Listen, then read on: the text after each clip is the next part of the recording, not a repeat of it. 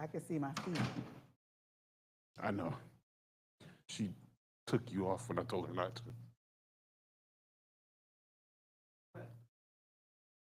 On the mic. It's okay.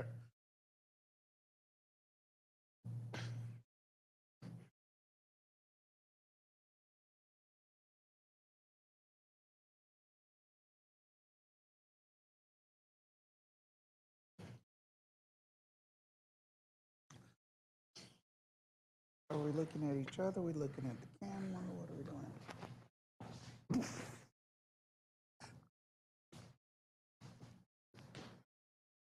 A little bit of both. Okay. D, you can hit it now.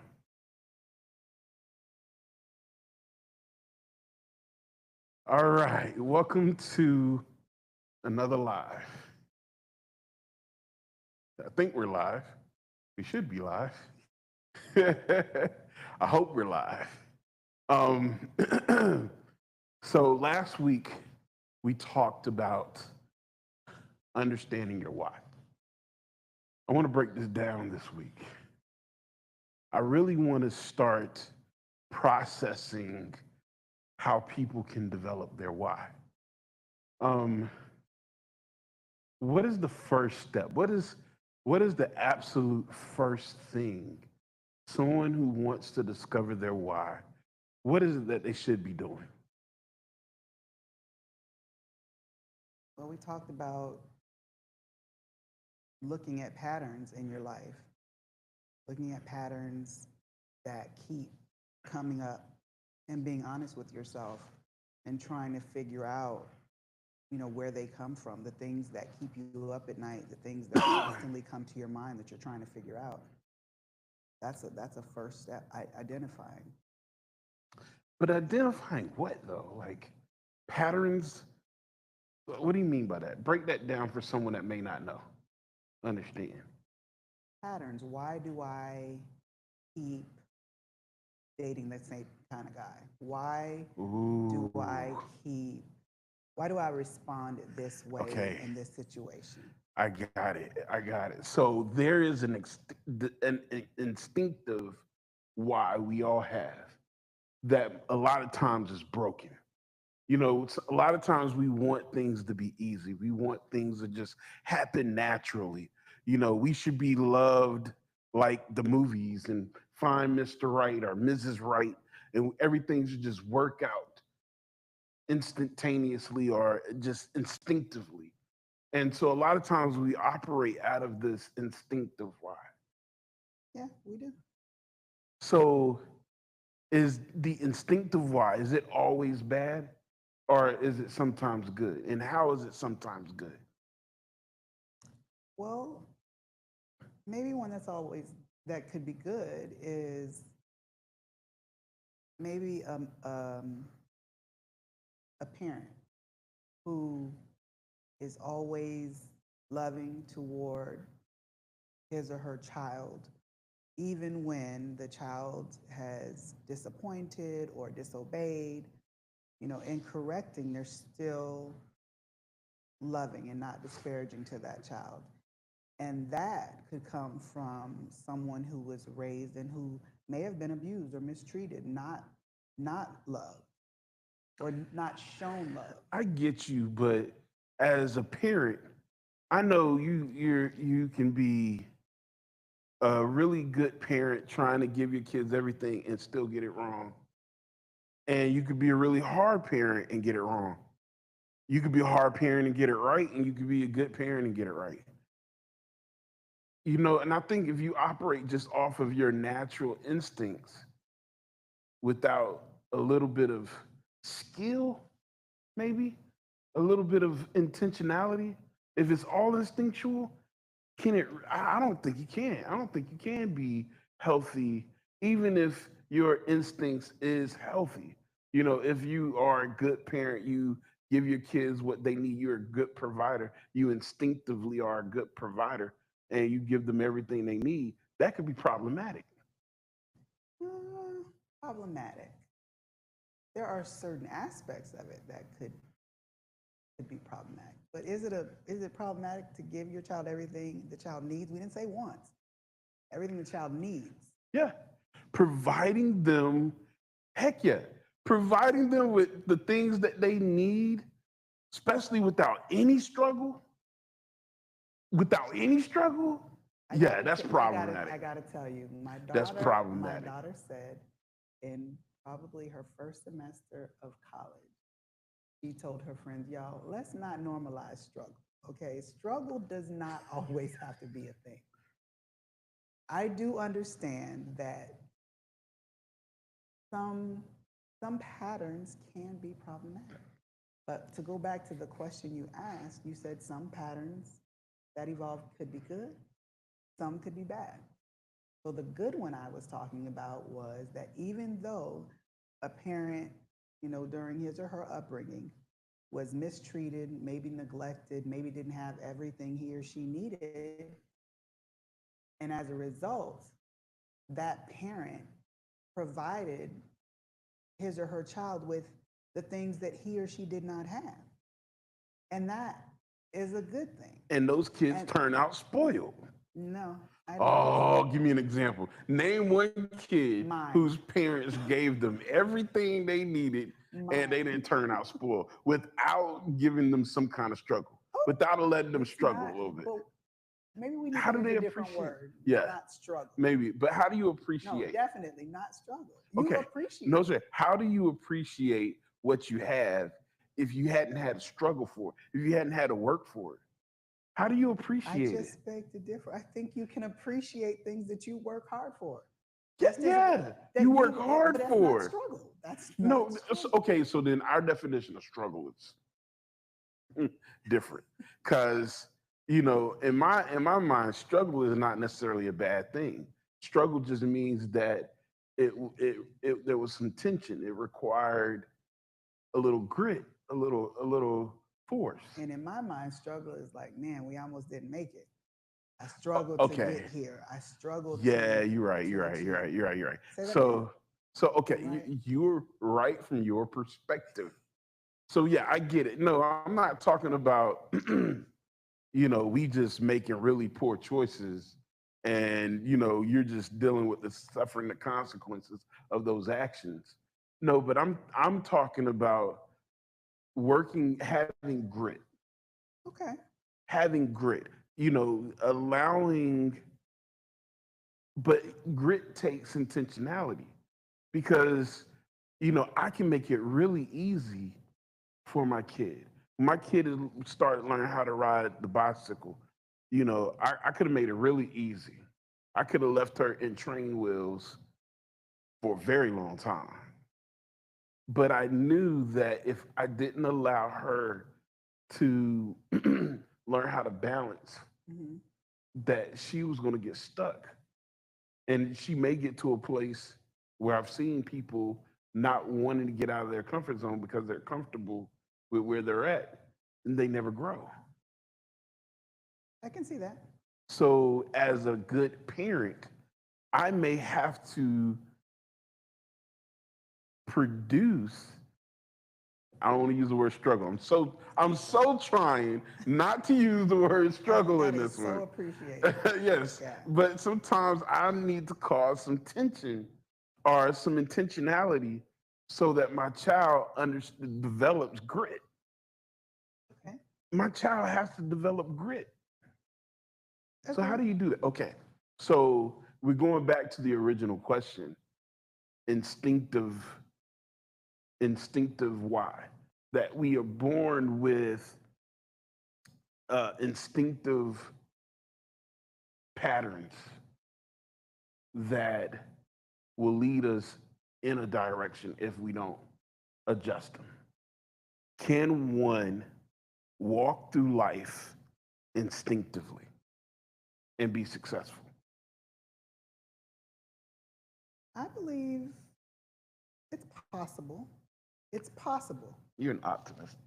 I, You some- are an optimist. Some people in my life would be very surprised to hear you say that. Really? Yes. Yes.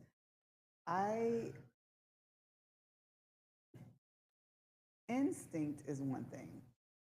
When I talk about the why, I'm talking about things that we've learned based on our experience. So a child who gets in trouble for asking questions may learn not to ask questions. Okay, this you're making my point for me. This is great. So let's take a instinctively curious kid. Hmm. They're instinctively curious, and so they ask all these questions. They get in trouble for asking those questions. Their only solution is, well, then I need to shut up. Hmm. When that may not be the solution, maybe you need to know how to ask questions. Maybe you need to know when to ask questions. Maybe you need to make sure your questions are tangible or understandable.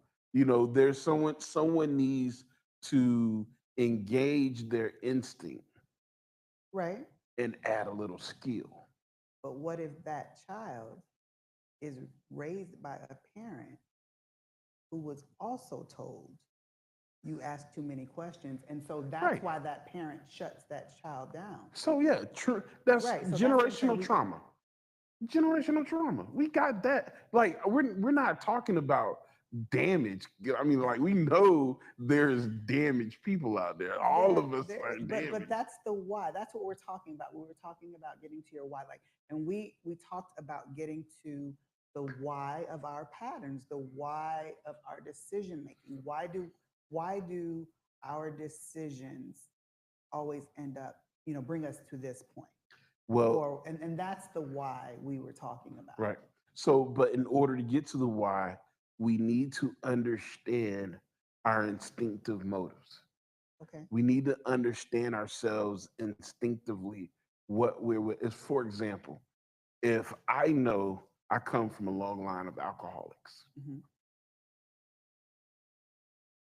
and I want to avoid becoming the next generation of alcoholics, I need to be intentional. I need to first understand that we are more likely to become alcoholics Hmm. than anyone else out there, and I need to understand how we become alcoholics, why alcohol is so attractive to us, why does it resonate in our genes.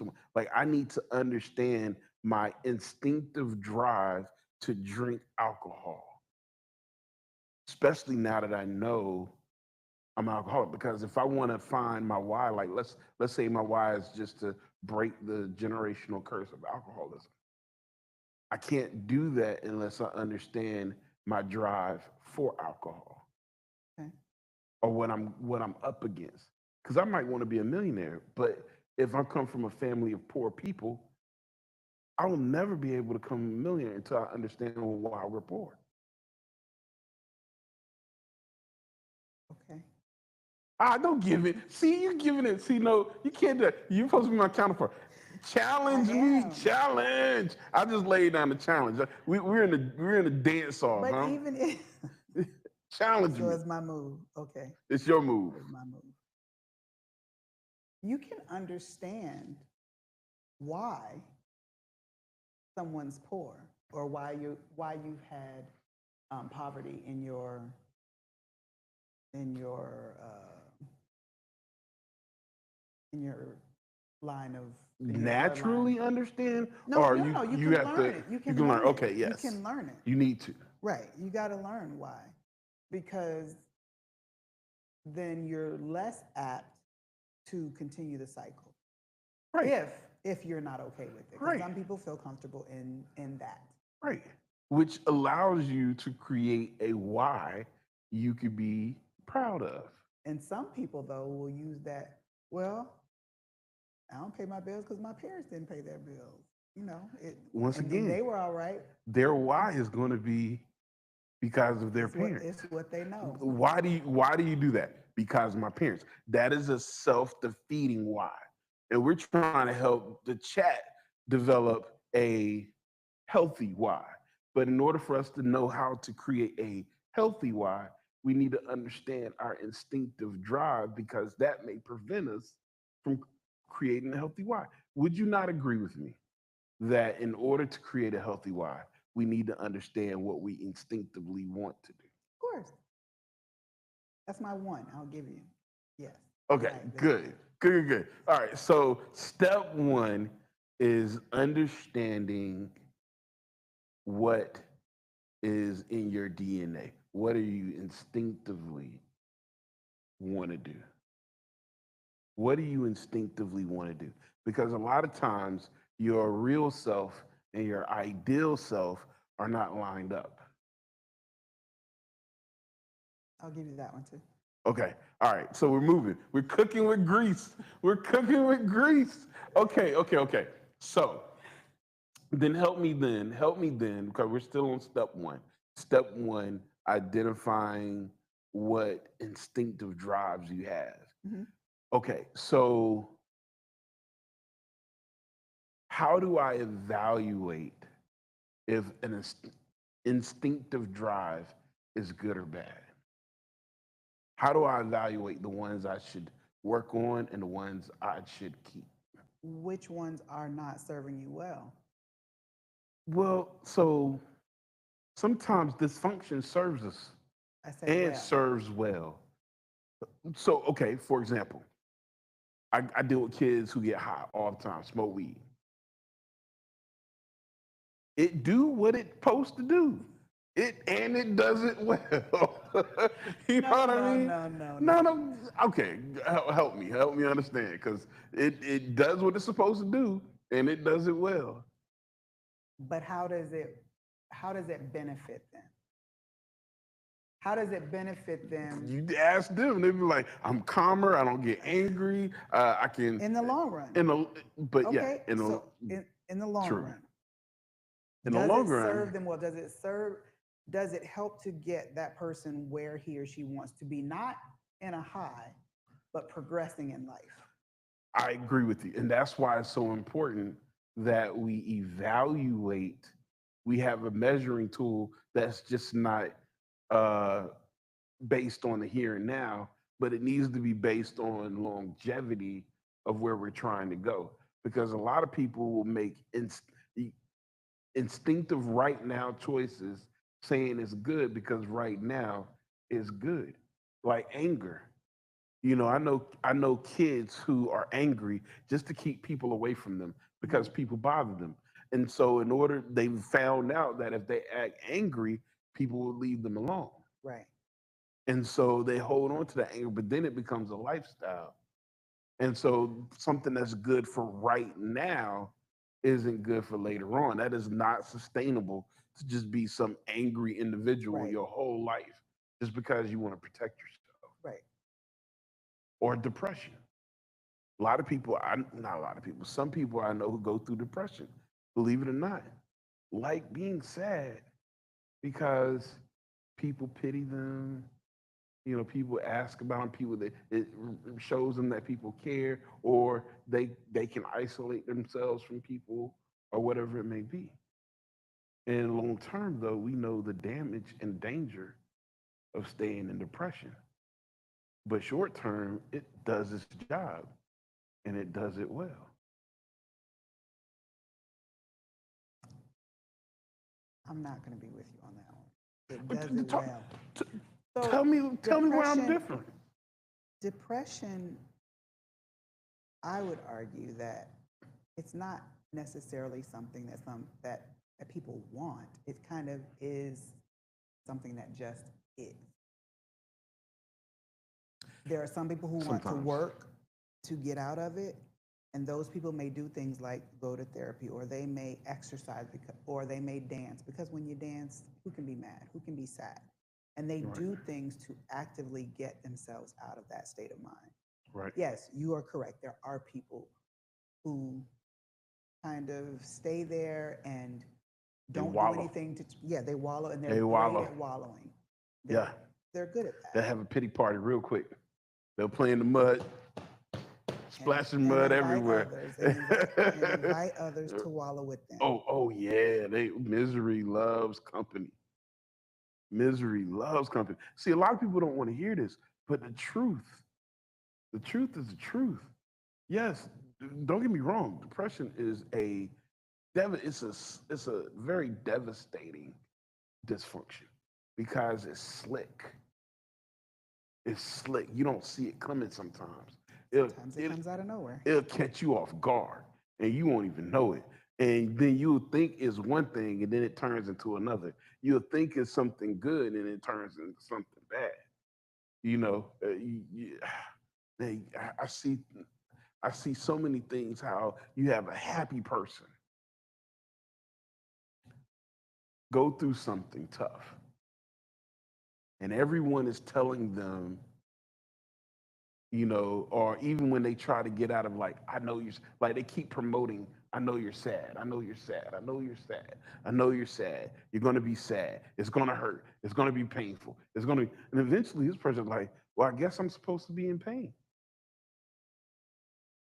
It, That's, yeah, some people do feel that way. yeah, Even some people who go through something and they may have gone through a brief depression. And when, let's say, if a spouse died or someone close died, and they're sad, and that's okay.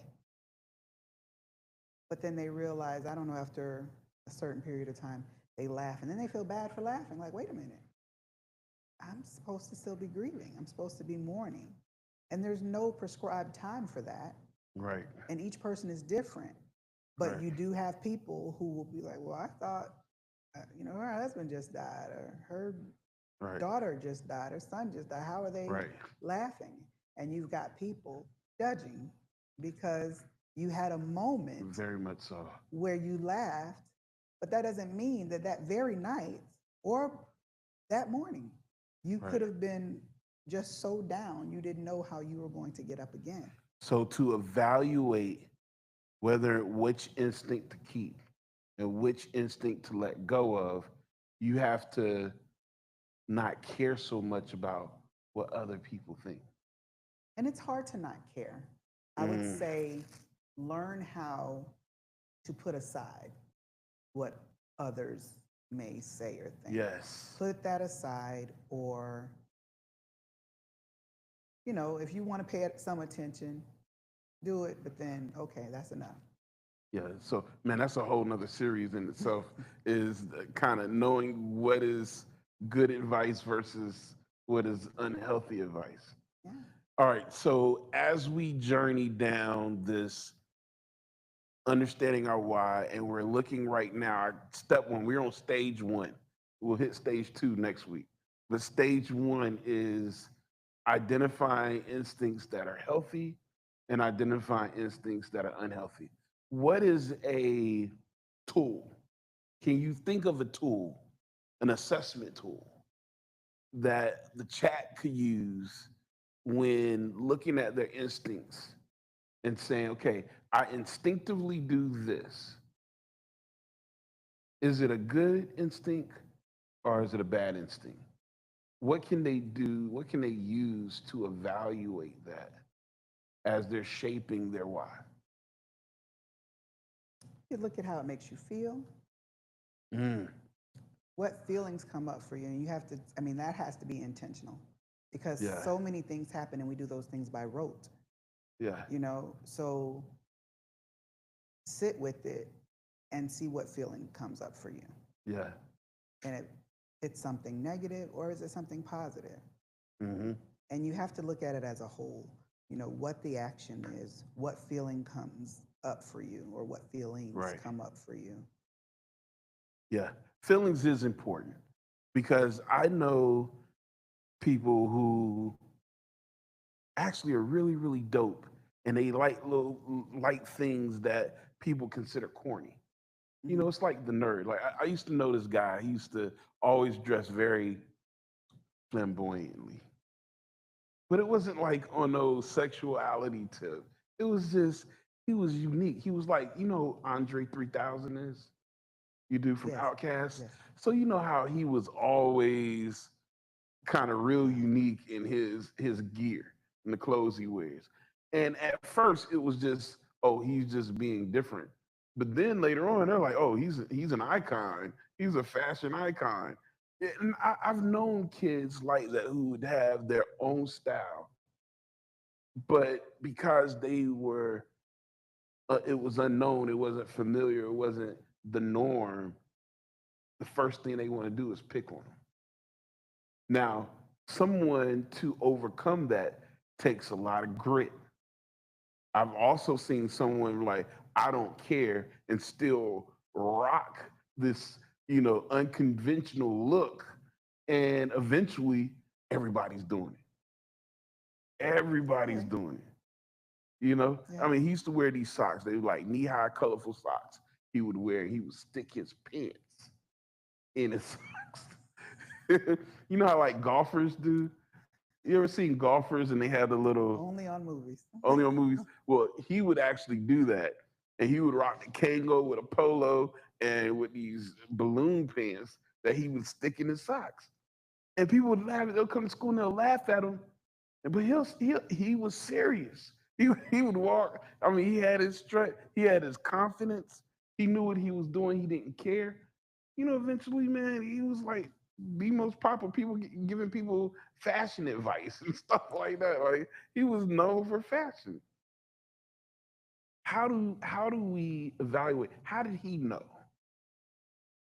that something he was doing that went against the grain was going to be good? Because maybe it made him feel good. So does yelling at people.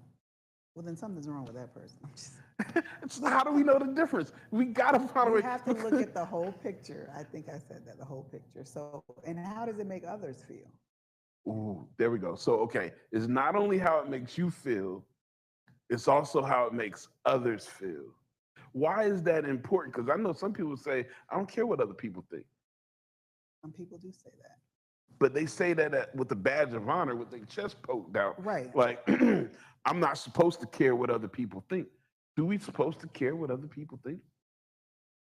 It depends. On what? We talked about last week, talked about motivation Mm, and vision. So, what is your motive? true. So What what if motivates you to do this thing, or what motivation? What's the impetus for the actions you're I taking? like that. I can agree with that. What's your motive? Why? What's the purpose of, because you could be angry, you have righteous indignation, Hmm. and it's healthy. You see, there was always those kids who would stand up for the bullies. You pick on a bully you pick on a kid long enough as a bully, there's someone that's going to stand up to the bully Hmm. and is going on the kid's behalf. Hmm. I was one of them. I didn't like bullies. And so you bully a kid, I don't care if I know them or not. You're gonna have to fight me. Like, come do that to me. You know what I mean? Because I don't want to see someone just picking on the small guy. Right. So I can see where that might be a great time to have a little bit of anger versus getting angry at every time someone looks at you wrong. Right. And then I would venture to say that someone who maybe gets angry or stands up for the little guy is different from someone who's just angry all the time and just, you know, So that just brings me to another point then. So we need to make sure how it makes us feel. We need to make sure how it makes others feel. And we need to know how much control we have over it. okay, Because, say more. yeah, because, okay, so like a fire can be a very destructive force when it's when it's in rage. Hmm. It destroys everything in its path. But it also can be the best thing to build with when it's control. So if you're in control, if you are able to control your emotions versus being out of control instinctively, you want to have a sense of control. Would you agree with that? You want to Yeah, have a sense of absolutely. control. So whatever it is instinctively that you can do or that you are doing, do you have control over it? Because you may have something even if it's good, but not have any control over it, and it can turn bad. That's true. In moderation. Right. Because, like, I know people who are instinctively people pleasing to That their can be a detriment. problem. Absolutely. To their detriment. Absolutely. Tell me, chat, anyone out there is a people pleaser? Go ahead and put it in there. We okay. We won't judge. We won't judge. But yeah, people pleasing. Great example of something that could be beautiful. You look out for people, you think about people, you want to help people, but when it gets taken advantage of and you can't find yourself or help yourself, or you hurt yourself trying to look out for other people, Right. that can affect your why. It can. All right, so in this first step, how to evaluate your instinctive why, you first need to what? Make sure that is how you feel, How you feel, how it makes other people feel, but your motivation before that. I mean, your motivation, your motivation for sure. how So that action motivation, makes you how feel. how How to do you actually feel? make you feel, how it makes How does it other impact people, others? Yeah. how it impacts others, and then what was this last one we were talking about? Was there a last one? Yeah, the how We talked about motivation. motivation. Was it motivation? Okay. So in the motive, why you're doing it. Okay. Anything else as we evaluate um, your why, the instinctive why we need to know about? Because eventually we need to go to create filling in uh, the purposeful why. Well, I mean, we talk about how we got there. Like what we talked about. You said it. Control. Yeah. Sorry. Control. But Control. when you That's what it talked was. about Okay. your instinctive why, but then where that came from. Why is that Nature your versus right? nurture. And Was it sometimes it's neither. nurtured? Sometimes it's neither. How can it be neither? It's Learn. going to be It's one. just you can learn it from somewhere else because you That's can. nurtured. Mm, Anything learned is yeah, nurtured. Yeah, nature and nurture. Either but you're I born with it feel or you like learn it. sometimes people see things that that someone else has done. When Hmm. I say nurture, I'm talking about whether Intentionality, when someone your has parents. how your parents raised you, Right. right? But someone can learn something because of how their friend, his or her friend was, raised. Right. Well, technically, that's all goes under nurture, though. Technically, but in Technically. this situation, I'm saying I'm Right. talking about nurture I give as it in to you. how your parents raised you. When I Yes. say something else, something outside, that's something that they've seen. Oh, I'm gonna try this. I Yeah. saw this. This worked for this person. That looked cool. I So I'm don't know gonna how try many that. choices I made because it looked cool. I saw MTV when MTV was a thing. You know, Right. So man. that's what I mean when I say something else, Right. that it wasn't Hmm. nature or nurture. It was So something that they just saw and it worked for someone else and it might not work for you. You can do the same thing and have a different outcome. does it matter if it's nature versus nurture? I think it depends on the situation, but overall, no, I don't think it matters. If it's a bad behavior, it's a bad behavior. Right. If it's not healthy, I think the difference for me with nature versus nurture is you would think nurture would be easier to overcome than nature. Because if you instinctively, have, certain quirks about you, like you instinctively are suspicious of people, that's going to be a whole lot harder to override than if you were nurtured because of certain situations in your life. You became suspicious of people. I'm trying to think of a situation where nature. Mm, I think, okay, so let's say let's say you have a parent who has a kid and they won't let that kid go and do a sleepover because when they were a kid, you know, Uncle Bob touched them when they slept over Uncle Bob's house. Mhm. Versus, you know, let's say you have a parent who has a kid, never had any issues, but just instinctively is protective. Mhm. They're instinctively protective of their kids. Okay. You know, you I think you can, and that's just me. I could be wrong, but I just think nurture can be recorrected. You know what I mean? Like if someone was hurt in the past, you can set up things that will make you feel more confident. For example, let's say some a young lady was sexually abused or taken advantage of, Mhm. but then she goes and she learns karate and becomes, you know, a black belt and can kick everybody's butt. She's not going to be as scared anymore to walk to her car as she was prior to, Right, because versus if she's she has a just a tool naturally now. scary person.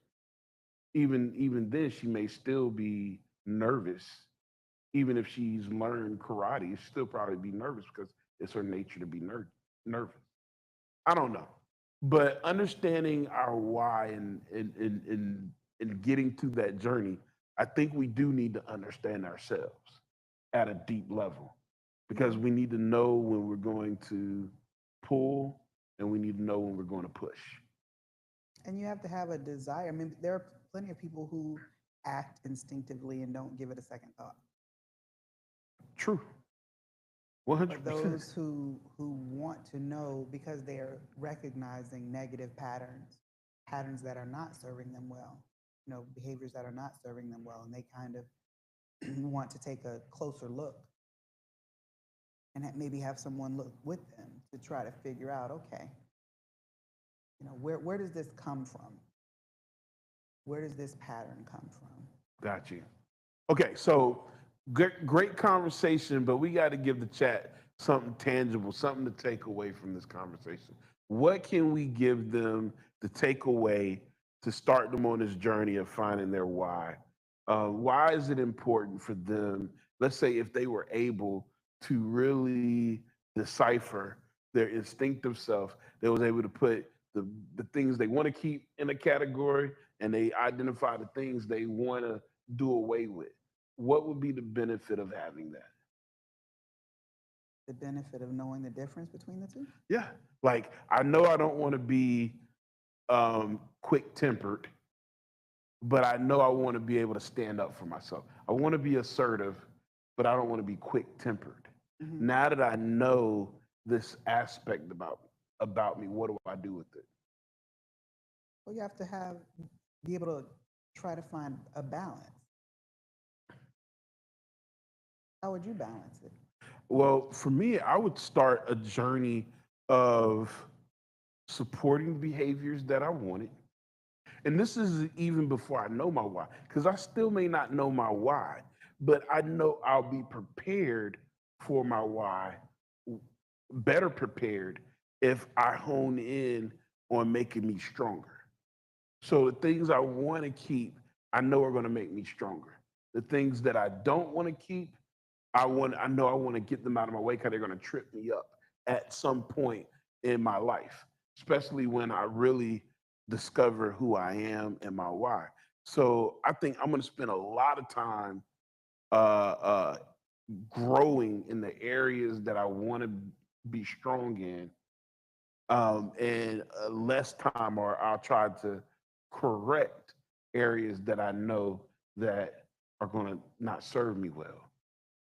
So fear, for example. I know me personally, um, uh, my instinctive self sees fear first. Hmm.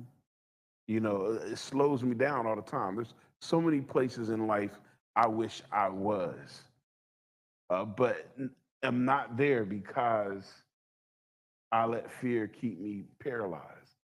And I fight that all the time because it slows me down from my why. And I know what my why is. Now, I've had a lot of victories in it, though. Hmm. I've had a whole lot of victories. I mean, I'm further along than I could imagine when I was a kid.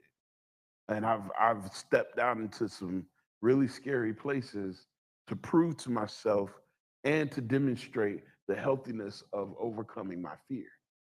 But that fear is instinctive and it's still there, and I have to fight it every day while I live in my why. Is there anything that you have to fight while living in your why?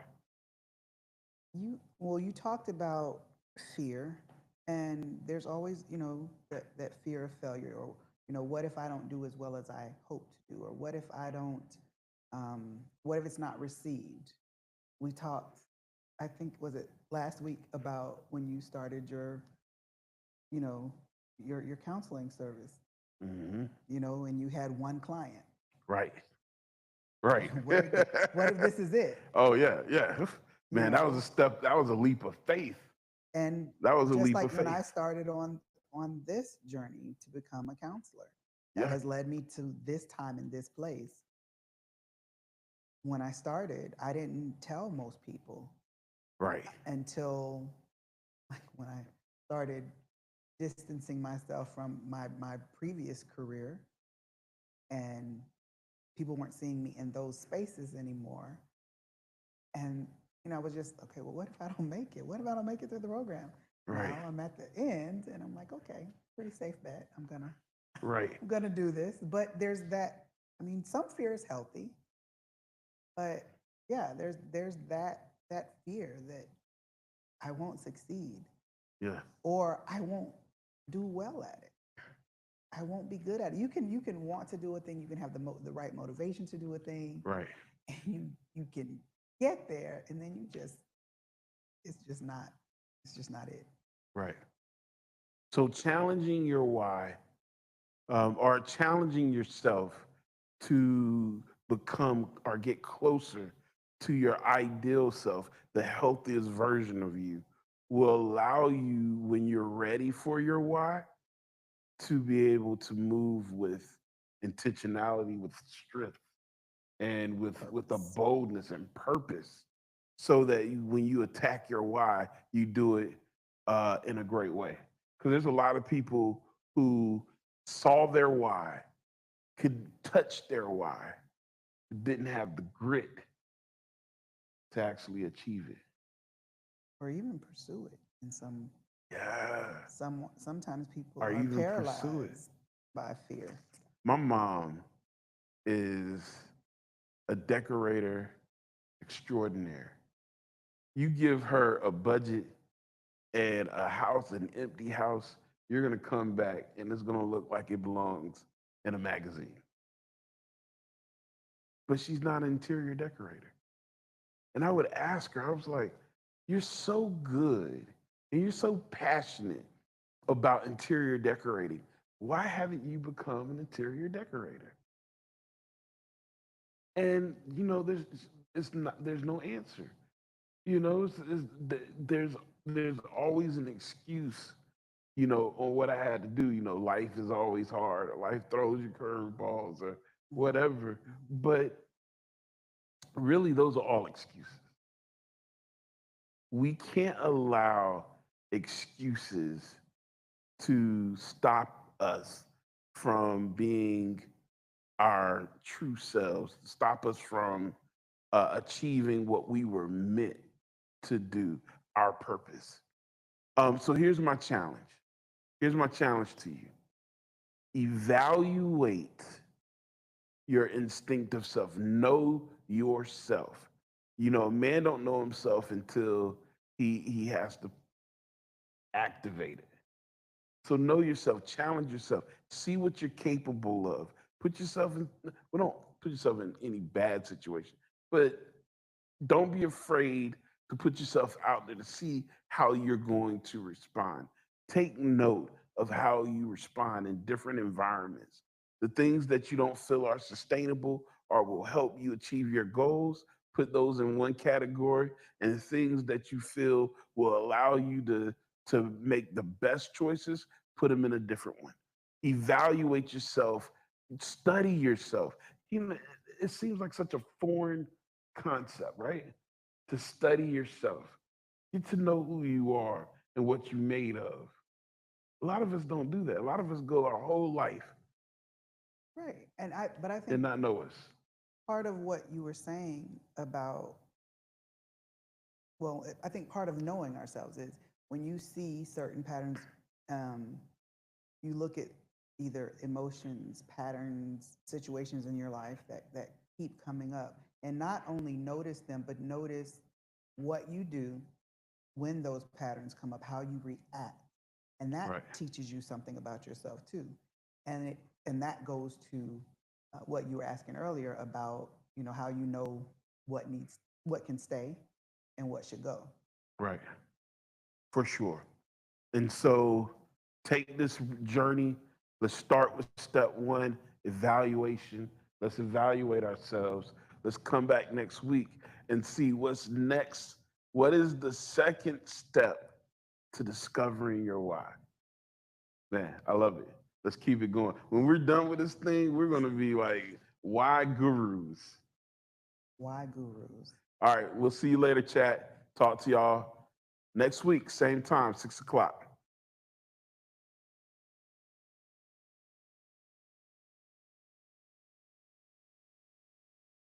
Trying to be a little more active in It's off. talking because you lose people. Oh. Is it off, D?